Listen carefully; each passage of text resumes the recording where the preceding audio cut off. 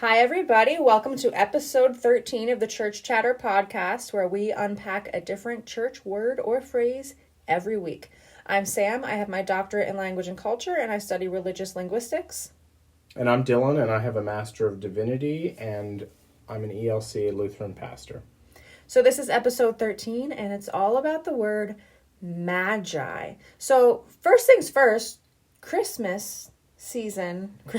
Christmas is a season, not a day, right? I think that's a good place to start.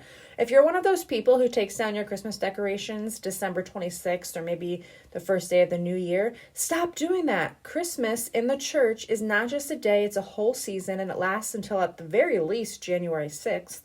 I teach a lot of students where English is not their first language, which means I have a lot of Latino students, and they have been telling me recently that they celebrate with their families something called Three Kings Day on January 6th. And this is related to the Magi, right? So the three kings or the three wise men or the three Magi that we see in a lot of nativity scenes during Christmas season. Today we're going to talk about this word, Magi. So I'm going to start by talking about kind of it's called etymology, but just kind of like the history of the word Magi. And then Dylan's going to take it from there because he loves this topic. So the word Magi comes from Latin, and it is the plural form of magus. And we get our word magic and magician from this Latin word, magi. So magic, magician, it's all related to this word magi. In its singular form, it means a wise one, which is where we get the word wise men, or the phrase wise men, right? Or it means miracle worker or magician. So this Latin, right, the English, we get it from Latin. This Latin word magus comes from the Greek. And in Greek, it originally referred to a member of a priestly caste in ancient Persia, known for their knowledge of astrology and magic. So this Greek word comes from the old Persian word for priest or wise men. So we can trace it all the way back to old Persia, right? Old Persian language. So all of this is to say that the three wise men or three kings or the three magi all have connections to priesthood, magic. A lot of Christians don't like to talk about magic, but it's right there, right? Magic, astrology, when we look at the language of it all. Over time, this word magi became most well known in relationship to the three figures or characters who, again, I'm not talking biblically right now, I'm talking outside of the Bible. Dylan's going to dive into some of the biblical stuff, but we have come to understand it as these three figures or characters who have come to visit baby Jesus in the inn. Well, maybe not in the inn because they were denied in the inn, but our last episode was all about the inn, and we kind of debunked what that means. Well, right, and real quick, in the story that the Magi come in Matthew's Gospel, there is no inn. Right. So they never came to the inn. Right. So over time, this became most well known in relationship to these three figures or characters who came to visit baby Jesus wherever he was. And it's seen as being connected to wisdom. And if we see this, right, like this is storytelling. Incorporating these figures, however many there were, into this nativity story is a way to, and like kind of like, I don't know if I want to use the word metaphor because there might have been literal people there, and we can talk more about that. But it was a way to incorporate this component of magic or mysticism into the story of Jesus's birth. Does that make sense the way I explained that? Yeah, that makes sense. Okay. And linguistically, we can trace that back. The Magi are related to all of these things, astrology, magic, everything. So, of course, it's more nuanced than that. Dylan, you want to take it away and talk about the Magi? Yeah, sure. So for all intents and purposes, the Magi, when it comes to celebrating them and talking about them in the church, for some churches, they'll connect the Magi with the Christmas story, and they'll merge St. Luke's Gospel and St. Matthew's Gospel, and they'll kind of make a gobbledygook story, and they'll merge two separate stories of the birth of Jesus, and they'll merge them all together to make them one cohesive story for Christmas. Really, that's not what the Bible talks about or tells us. St. Luke's Gospel tells one story. St. Matthew's Gospel tells another story. St. Mark's Gospel doesn't have a story about Jesus' birth or Christmas at all, and neither does St. John's Gospel. It doesn't talk about Jesus' birth at all. It's only Luke and only Matthew. Go ahead. And I also just want to make it clear that we're not really arguing whether or not there were 3 literal magi at the nativity scene or not. We don't really care if that's literally true or not. No, but it's fun. But it is fun to explore, and yeah, so go ahead. Right, so the story of the Magi, the celebration of the Magi, in most liturgical churches does not happen at Christmas, but it happens at the end of Christmas. For Christmas is the 12-day celebration, the 12-day season. It is a season of Christmas, not just a day, as Samantha said. So from December 25th until the eve of January 5th into January 6th, which is known as Epiphany.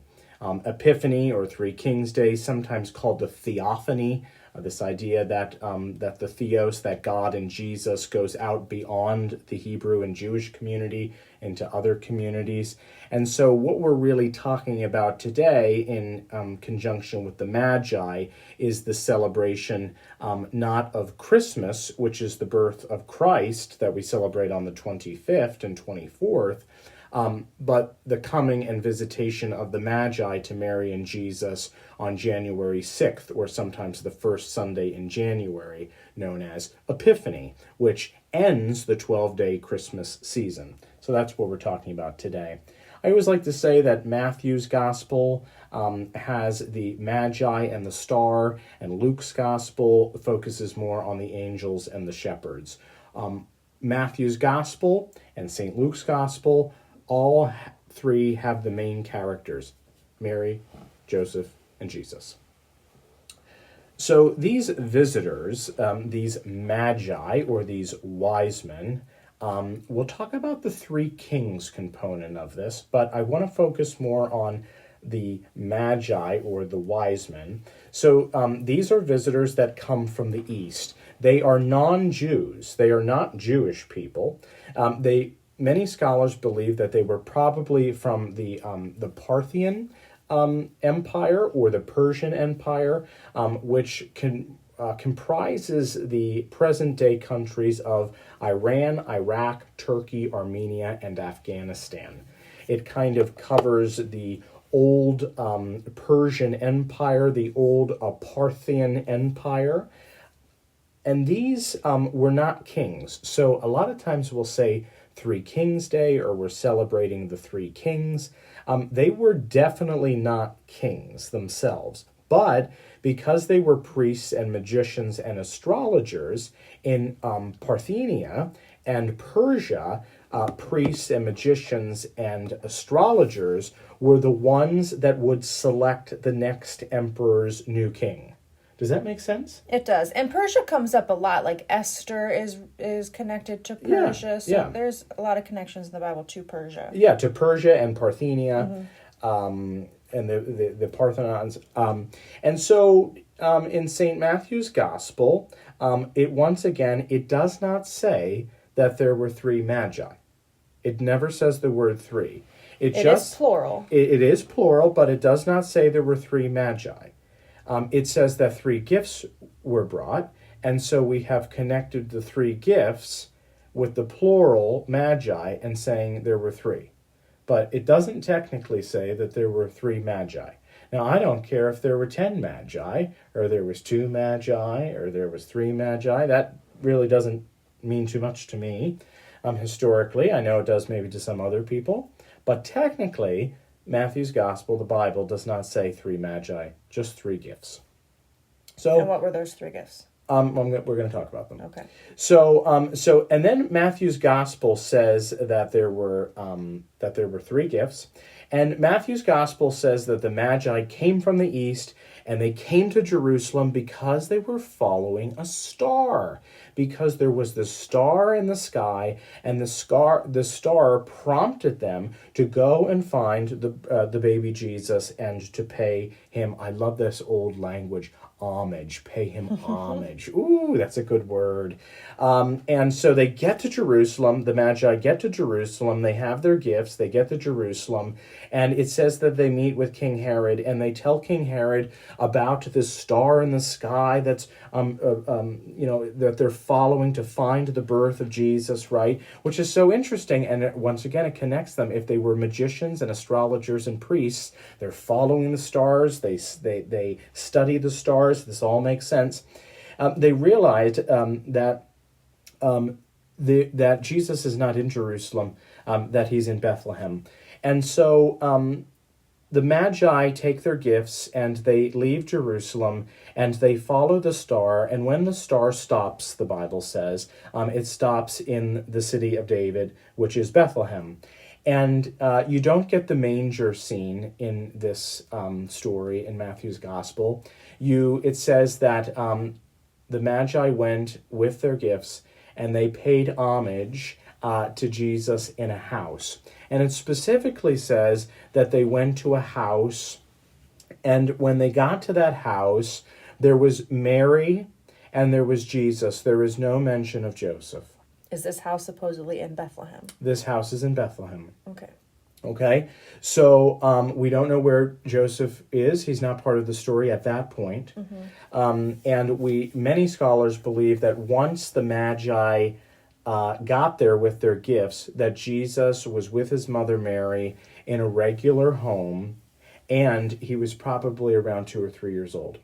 So this would have been, once again, not part of the birth story, but this idea that these kings are coming to pay homage because something in the cosmos, something in the stars told them of the coming of a newborn king. So Jesus is born. Herod wants to kill all of the infant boys so he doesn't lose his power, because there's this rumor going around that the new king of the Jews, and I remember King Herod was king of the Jews, a new king of the Jews is going to be born. So he wanted all the male infants under 2 years of age to be killed. Places that order. Jesus and his family flees to Egypt for safety. They're refugees, they're immigrants. And then you're saying they come back to Bethlehem? No, what I'm saying is in Matthew's gospel, it says that they are in a house in Bethlehem. When? After all of this yes, fleeing there for is safety? there is no traveling in Matthew's gospel. Oh, so there is no fleeing. No. Yeah, it's interesting how we kind of mush all the stories together in a way that we make sense of and we run with it. Yeah, that's what I'm saying. In Luke's gospel and Matthew's gospel, it's telling the same story it's telling the same story in that in the very beginning there's Mary and Joseph, and they're going to have a child, and that the Holy Spirit has gifted Mary to have this child, right? Mm-hmm. And Mary and Joseph and Mary are there. That's the core of the story. Mary, Joseph, Jesus. Mm-hmm. But the rest of the stories between Matthew and Luke are slightly different. Right. And you're saying all of a sudden Joseph is not there. All of a sudden, when the Magi come with their gifts of gold, frankincense, and myrrh, there you go, there you have it. We'll talk about it. Gold, frankincense, and myrrh were the three gifts that the Magi brought. Jesus is not in a cradle, not in a manger, in some outhouse type of a thing with animals, but in a home, in a house.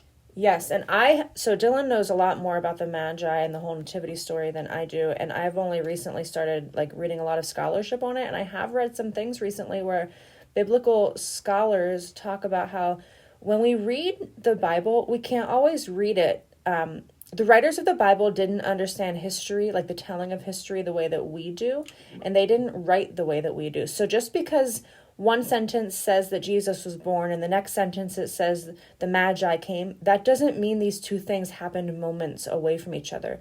There could have been years between these things, and a lot of scholars argue that there were years between these events. Just because they're written back to back in the Bible doesn't mean that the way they understood time and wrote about time was different. Sometimes the people who are writing these stories down were doing it very quickly and rushing over some things. It's very nuanced. Right, it's very nuanced, and just because Matthew tells a slightly different twist than Luke, and vice versa, that that doesn't make one right and the other wrong. It's someone telling the same story with different angles. You see this in the legal system all the time. If you pull eyewitnesses, eyewitnesses saw the same scene, and yet it was from different angles. Yeah, And I've so, heard, I don't know how true it is, but I've heard that argument made in relationship to the biblical stories, and how if Dylan and I both saw a murder and then we both told identical stories to the police, well, that's not a reliable that would be witness. very suspect. That would be suspicious of like, wow, they have all the same details. They must have compared stories. Versus if there's like differences to our stories, that's more believable. Yeah, that's interesting. Yeah, keep going. Right. So Matthew's gospel is the one that's telling the story of the Magi and the three gifts of gold, frankincense, and myrrh. Many biblical scholars and many Christian theologians have connected these three gifts of gold, frankincense, and myrrh to specific parts of the prophecies that are spoken of in the Hebrew scriptures, in the Jewish tradition. And so this idea that a Messiah and a Lord and an anointed one is going to come, gold for centuries had represented kingliness and royalty. And so the idea that the Magi would give Jesus, the newborn king, gold connects this idea that Jesus is king and Jesus is royal. The new Messiah, the new Lord, right? Frankincense represents priestliness and the sweet aroma of prayers that come from incense and go up to God through our prayers. Jesus was a type of new priest and one that was giving a new and reformed fragrance to this connection with God. And so Jesus, the newborn king, was not only king and connected with the gift of gold, but also Jesus was a priest. Jesus had this idea of the priesthood, and that connected to frankincense and incense in connection to the temple. And myrrh is interesting because myrrh represents, and myrrh was used for healing practices, right? And also anointing at burials, right? So it was used for healing and anointed at burials. So when the Magi came to Jesus and Mary in their home in Bethlehem and gave gifts of gold, frankincense, and myrrh, this in many ways, scholars believe, was connected to Jesus being king, priest, healer, and martyr. Okay? So he was king, he was priest, he was healer, he healed the sick, and he was killed. He was martyred, and that's where the anointing of the burial comes. And we see that with Mary Magdalene and the other Marys who were going, and what did they do? They took spices and were going to anoint him at the tomb. This is all connected. Interestingly enough, the Magi never are given specific names in St. Matthew's Gospel, but in the 8th century, there was church writings that expanded on the story of the Magi, and they said that not only were there three gifts, but there were three Magi. And so it was in the 8th century that many Christian theologians expanded the story on the Magi and the three gifts, saying that we know that Magi is plural and we know that there were three gifts, so we're definitively saying there were three Magi and three gifts. Three Magi connected to gold, frankincense, and myrrh. And this happened in the 8th century, but is not spoken of specifically in Matthew's Gospel. And then, as time went on, specifically in the Western Christian traditions of Roman Catholicism and Protestantism, you get the Magi connected to specific regions in the East. The names for these three Magi that were given from these certain church writings that expanded on the story, you get Melchior, Balthazar, and Casper. Caspar, many people, the tradition says, was connected to India. Balthazar was connected to either Arabia or Ethiopia, and Melchior was connected to Persia or Athenia or Parthenia. Okay, so you get specific names to them, and this is in the 8th century. But that is an expansion, once again, because the specific names, and the specific being 3 of them, are not in the biblical narrative. Some scholars, some Christian theologians, do not believe that the story of the Magi who brought 3 gifts of gold, frankincense, and myrrh is actually historical. Yeah, can I say something about that? Yes. There's not historical evidence outside of the Gospels that King Herod even commanded there to be murdering of infants. So some historians, I'm not arguing this point, but I do think, to be fair, we need to include it. Sure. I find it interesting. I've read a lot about it. The Gospels were written all around or after the year 70, which is well after Jesus' life, well after he was murdered on the cross, well after the Romans killed a lot of Jews and the temple was destroyed and all of these things. Then the Gospels were written. So people most definitely put words into Jesus' mouth. We have to start there. The words that we have of Jesus's can't possibly be word for word exactly what they were. We'll never get that information back. We've got to use the story that we've got and wrestle with it. That's just where we are. It's 2,000 years after the fact.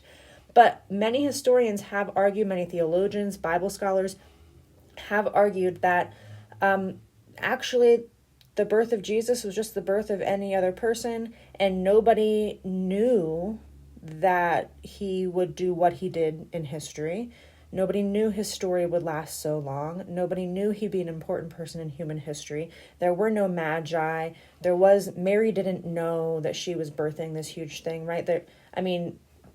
I feel like to Christian ears that probably sounds blasphemous, but that is a possibility, because we do have writings of some of the terrible things and proof outside of the Bible of some of the terrible things King Herod did, but we don't have any support that he did order these babies to be killed because he was afraid of Jesus rising to power and becoming the king of the Jews. Does that make sense? Yeah, absolutely. Yeah. So we do know, like Samantha, you just said, we do know that King Herod, the king Herod that was spoken of in the scriptures, was indeed a historic person. There's no argument about that. He ordered the execution of his wife and his son. He was a deeply heinous and tyrannical king appointed by the Romans to rule.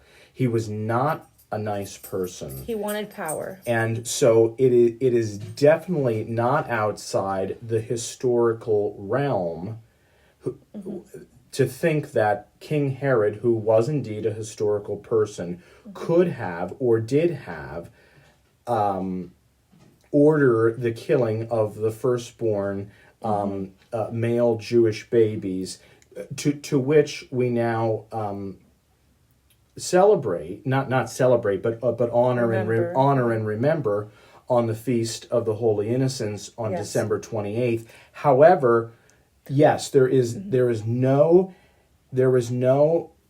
extra historic evidence outside of the Bible that King Herod ordered babies, and yet that was very much in his character. Yes, some historians also argue that perhaps it isn't in the records because he had done so many horrible things that you can't possibly track all of them. Like, people weren't writing down every tyrannical thing he did because there were so many. So that, but likely because he ordered the killing of people in Bethlehem, and that was a very rural, small place, it probably wasn't thousands of babies. It was a small number of babies. Well, but so still, that's heinous. It's still heinous, but maybe, perhaps, it didn't warrant being recorded in any way. That's very true. So it is in the realm of possibility that it happened. It's also in the realm of possibility that it didn't, and that is just one of the things. Stories are like snowballs. When you roll them, they get bigger and pick up on meaning as they go. That doesn't make it a problem. It just makes it a way to understand this 2,000-year-old story. Is that, like, some of the things, were there 3 Magi who showed up moments or minutes or hours or days or months or years after Jesus' birth, we will never know that. But that is part of the story that we have, and it's been included for a reason, so let's wrestle with it. So some Christian scholars believe that the story of the Magi bringing the gifts of gold, frankincense, and myrrh to Jesus with his mother Mary is not historical, and some other Christian scholars believe that it can be or it is historical. So there's people on both sides. I'll leave that at that.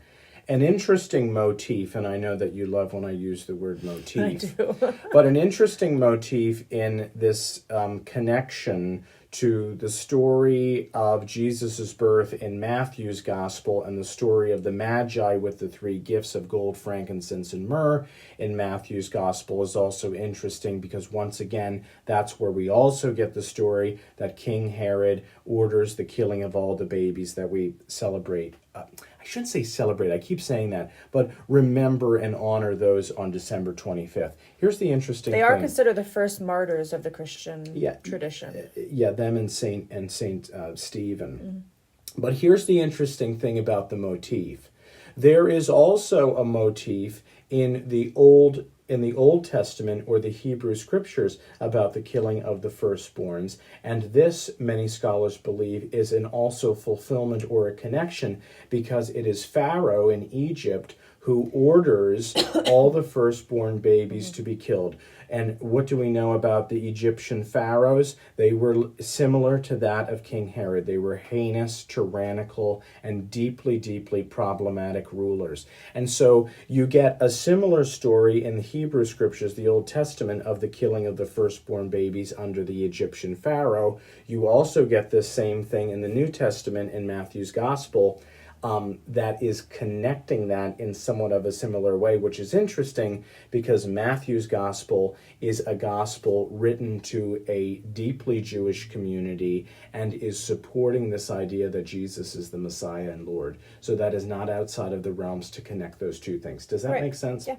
Okay. Regardless of whether the story of the Magi and the gifts of gold, frankincense, and myrrh is historical or not, I don't really care if it was historical or not personally. It does contribute meaning to the story. I believe that whether it is a story of history or a story of metaphor or both, it is still deeply powerful and it conveys a meaning that in the birth of Jesus, and that because of the birth of Jesus' birth reached out beyond the religious and cultural Jewish community, and Jesus' birth was a message for all religions and all cultures alike, even the pagan, Persian, or Parthenian magi or wise men. So the idea that this is just an isolated religious and cultural story for a specific people, the idea in Matthew's gospel is that no, this is a universal story. This is a cosmic story. And it's a story that can reach people outside of specific communities. And it's a story that transcends all divisions. Does that make sense? It does. That's so interesting because that's not the meaning that I take out of it. But whenever you put it that way, I do see it that way. Well, that's one of the most historic meanings. Sure, yeah. It seems so obvious now that you say it. The part that resonates with me is going back to the linguistics of it all and the language. Magi is connected to this like magician, mystical. If you know that word mystic, which I'm still wrestling with that word. I have been for years. But this like mystical understanding, how would you describe the word mystic? Like a way of knowing that's beyond logic. This like embodied way of knowing is part of mysticism. Well, it's a deep. The mystics a lot of times are said to deeply feel things. Yes, they yes. feel it. Yes. So the Jesus story starts with these 3 magi, these 3 kind of mystical characters. This is the part that I resonate with. Showing up, and whether they're literal or they're just symbolic parts of the story, I don't really care. But either way, there's just this mystical, like the Jesus story I mean, I've said this in other episodes. I can be very much in my head a lot. I can over intellectualize a lot. So I'm always looking for ways into the story that remind me. The Jesus story is first and foremost an embodied experience. It's not to be thought about, although thinking about it, I mean, some of us experience life through our head first and then it drops into our body. There's nothing wrong with that, but it's got to get there. We've got to embody it. We've got to become it. That's my door into that story. Does that make sense? Yeah, there's an interesting thing about the Magi and the connection of the Magi that we celebrate on Epiphany, and the connection to the gifts that the Magi bring to Jesus in the house with Mary on Epiphany Day, right? Mm-hmm. And this is interesting because if we're talking about mystics and we're talking about people who are deeply connected in a mystical way to the divine, to God, and if we as Christians believe that God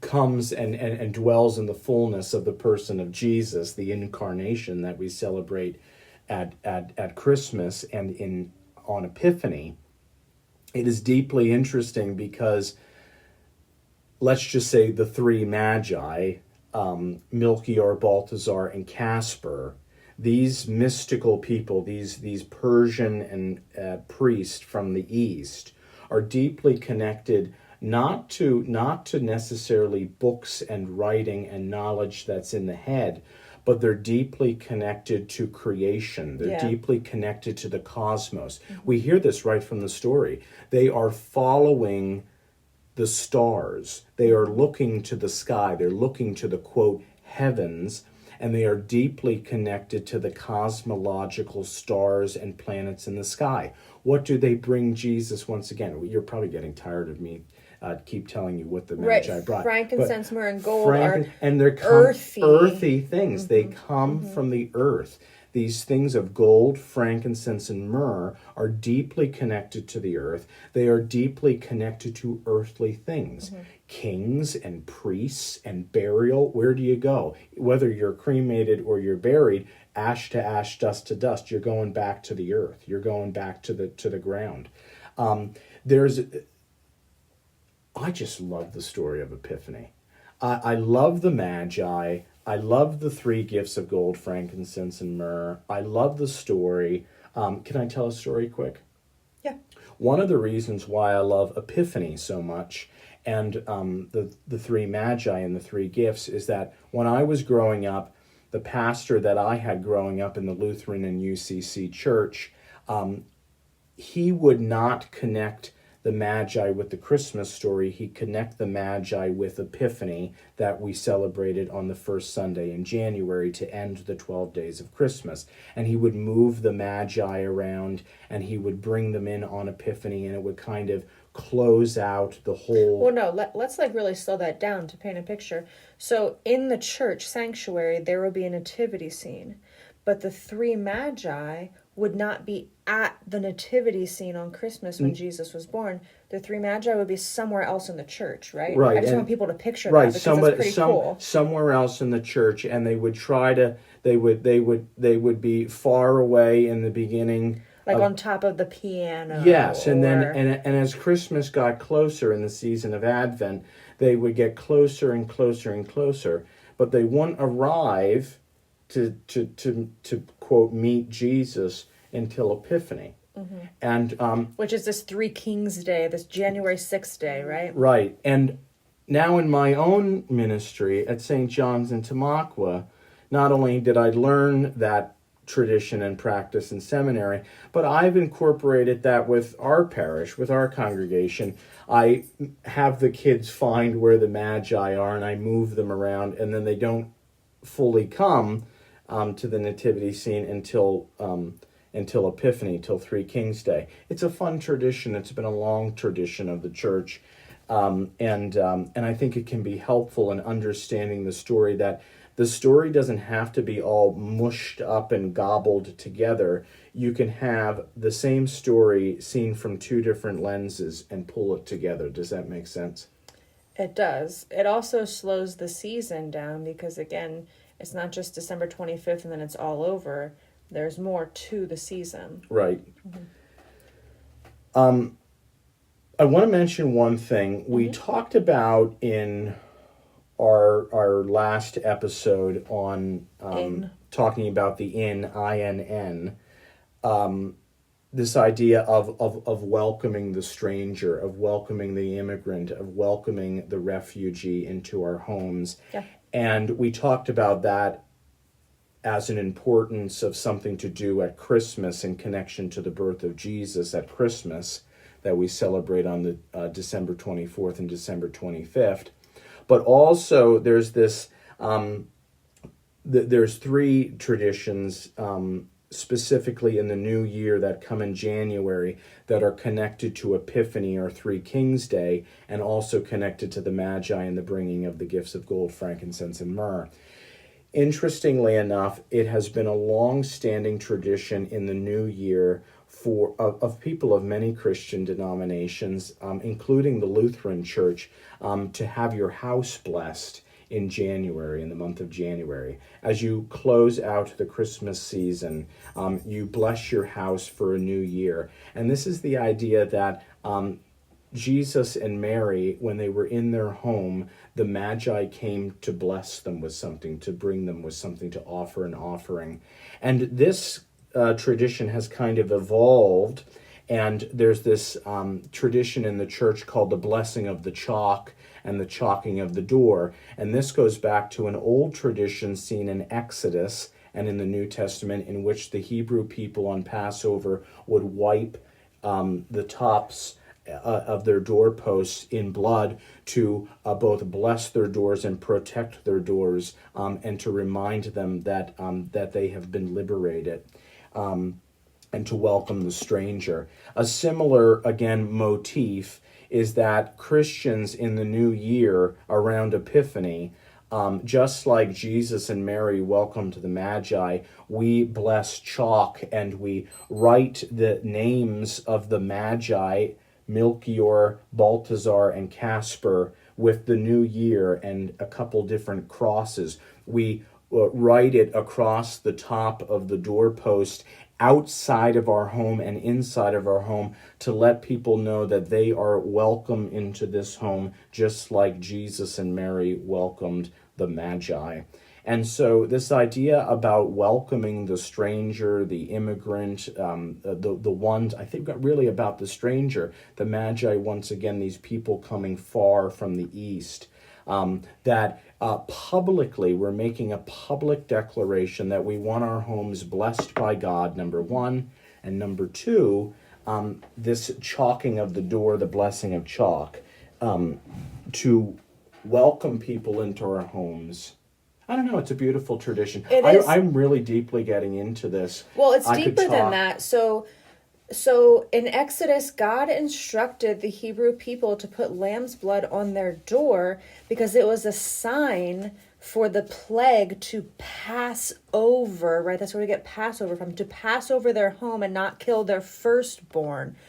Again, we see this connection in the nativity story because King Herod ordered all the firstborn sons under the age of 2 to be murdered. So you see this connection with the Hebrew story thousands of years before, whenever these people were newly liberated. So now we do the chalk on the door again as this like symbolic protection where God ordered people in Exodus. It's just, again, you see these parallels over and over again, this like symbolism of it all. That's interesting. Yeah, the blessing of the house in the month of January is a much older tradition, and then the chalking of the door, so you on Epiphany Day, January 6th, or on the first Sunday in January, in which most churches celebrate Epiphany and the coming of the Magi to Jesus. There's this Middle Ages or this medieval practice of taking chalk and blessing chalk at the church, and then inscribing this blessing upon the doorpost of Christian homes, to remind them that the Magi came to a home in which Jesus and Mary were living, and this home is not only protected, from the evils of the world, but also the idea of welcoming the stranger, welcoming the refugee, being liberated out of sin and oppression and bondage, just like the Hebrew people were dealing with in the Exodus story. It's also about mercy, because the lamb's connections. blood being put on your doorpost was a sign of God's mercy to protect your firstborn child from the plague. Right. And if blood, listen to our episode Sacrifice, I don't know what number episode it was, but we talked all about how, I know that sounds kind of cruel, like, ooh, you're putting lamb's blood on your doorpost, but they were eating the lamb. Just like we do today, animals are killed and we eat them. They weren't just going and finding a lamb and slaughtering it. They were slaughtering it to eat it, just like we do today. But then they would use the blood as well to put on their door as a sign that, like, yes, I am loyal to you, God. Please don't kill my firstborn with this plague that's coming through, killing everybody. Because it was important for people that their bloodline live on, that their family live on, right? Absolutely. So interesting. So that is, I could talk about Epiphany and the Magi and the three gifts all day. I love it. I also love that story, that those traditions, the blessing of the chalk, the chalking of the door, the blessing of houses. I love that all of that ends the 12-day Christmas season. It has a nice end cap to it. We start, we come out of Advent. We have the birth of Jesus. We remember Jesus and his birth for 12 days, and we have that end cap with the coming of the Magi, the giving of the gifts, the blessing of the home. And it's coming full circle. So I know that there's quite a few of you who are listening to every episode, and I hope that there's some things that are starting to click, right? We had that episode on Advent where we talk about the 12 days of Christmas. And we said in that episode, the 12 days of Christmas is not the 12 days leading up to Christmas. It's from Christmas to Epiphany, to Three Kings Day, right? It's the 12 days after Christmas until January 6th. That's the Christmas season. Advent is all before. Anyway, it should all be coming together now, right? We're talking about sacrifice, and we're talking about the three Magi, and we're talking about the Epiphany on January 6th and what that liturgical season is. So hopefully all of these words are starting to paint a picture. When I started to unpack all of these words, the picture became clearer for me of like, oh, this whole story actually does fit together. Honestly, I'm gonna say this: if you're a person that that listens to this podcast and you go to church, I tell my own parishioners this: the time to have a Christmas pageant or a Christmas program is actually not in the season of Advent, the 4 weeks that lead up to Christmas, that prepares us to watch and wait for the birth of Jesus. That's a totally different season of watching and waiting with a totally different tone. Christmas season is not a season of watching and waiting like Advent, but it's a season of celebration for the coming and arrival of Christ's birth that came to us, and the coming of the Magi. And so this is my little tip. Don't have your Christmas pageants or your Christmas programs in Advent. Have them during the 12 days of Christmas. Do them, incorporate them in your Christmas Eve or your Christmas Day services. Incorporate them the Sunday after Christmas, or have them on Epiphany to close out Christmas. You can do so many wonderful things. You don't have to have them during Advent. That's my little liturgical shtick. Well, we do it all wrong, the Christmas season, right? Because Advent is about waiting. If you've ever awaited the birth of a child, whether it's your own child or a grandchild or a niece or a nephew or a friend's kid, you might know this a little bit, especially if you yourself have been waiting to birth a child from your own body. You know this to be true. When you are awaiting the birth of a child, I think of my 2 daughters who I gave birth to, the last days and weeks while you're waiting for that child to be born, you cancel all your plans. You're not doing anything because at any moment that child could be working its way out of your body. So you don't have plans. It's slow. You're waiting. There's anxiety a little bit. There's anticipation, but there's also this calm stillness because Maybe you started maternity leave early, or maybe you're not working, or if you are working, a lot of major projects have been taken off your hands because you're about to give birth, right? Everything just slows down and you're waiting. That's what the Advent season is, waiting for Jesus to be born. It's slow. It's calm. You don't have plans. But we got it all backwards. Yeah, we do. Somehow, everybody, ourselves included, the Advent season is so busy. We're running around. We have so many plans. We have so many Christmas parties. And I wish we could switch it. I wish leading up to Christmas, you don't go shopping. You don't exchange gifts. You're not having all the Christmas parties. You wait until after Christmas and then you do all the celebrating. I wish we could swap it so we could have a period of slowness before the celebration. That's the liturgical rhythm that the church calls for and that Christian tradition calls for. Yeah, honestly, I think that I hear this from people all the time. I hear it from parishioners. I hear it from just our friends and in our own family. I always think, like, by the time December 24th and 25th come, Everybody's tired. Everybody's tired and exhausted. So by the time the December 26th comes, and 27th and 28th and 29th and 30th, yada yada, they're done. We're done. We the 12 days of Christmas, oh my goodness, I'm exhausted. Christmas is over. You know, it's December, 26th now, or 27th, and Christmas is over. And the posture, because of commercialism and this idea of consumerism, it just exhausts us so much. I don't want to get on a tangent here, but it exhausts us so much that, honestly, the topic that we're talking about today, the bringing of the three gifts of gold, frankincense, and myrrh, that happens January 6th. The Magi, January 6th, the first week of January. We should be exchanging gifts 12 days after Christmas. Exchanging gifts. We should, when December 25th comes, Christmas Day, we should be enriched and excited and starting the and well rested, because we just had Advent season to calm ourselves down and rest. Oh, we got it so backwards. Yeah, we got it backwards. Oh my! And the Magi kind of help us see that. Yeah. All right. Well, that was lovely. That was lovely. So be sure to listen next week. New episodes come out every Sunday, and you can follow us on Instagram at church_chatter_podcast. Have a good one.